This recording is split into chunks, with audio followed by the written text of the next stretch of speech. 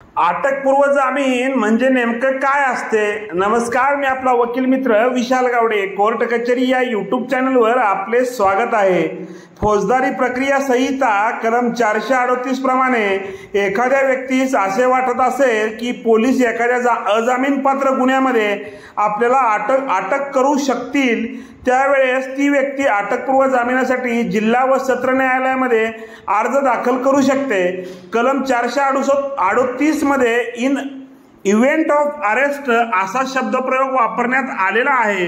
म्हणजेच पोलिसांना त्या गुन्ह्यामध्ये त्या व्यक्तीला अटक करता येते, परंतु अटक केल्यानंतर अटकपूर्व जामीन असल्यास ताबडतोब जामिनावर सोडणे हे पोलिसांना बंधनकारक असते. म्हणजेच अटकपूर्व जामीन जरी घेतलेला असला तरी पोलिसांना आरोपीस अटक केली आहे असे दर्शवणे बंधनकारक असते व अटक करून त्यानंतरच आरोपीच्या न्यायालयाच्या आदेशाप्रमाणे जामीन घेतला जातो. ऑल इंडिया रिपोर्टर 1977 पान नंबर 366 यावर रिपोर्ट झालेल्या बालचंद्र विरुद्ध स्टेट ऑफ मध्य प्रदेश या केसमध्ये माननीय सर्वोच्च न्यायालयाने असे म्हटले आहे की अटकपूर्व जामीन देण्यासाठी सुद्धा अटक ही करावीच लागते.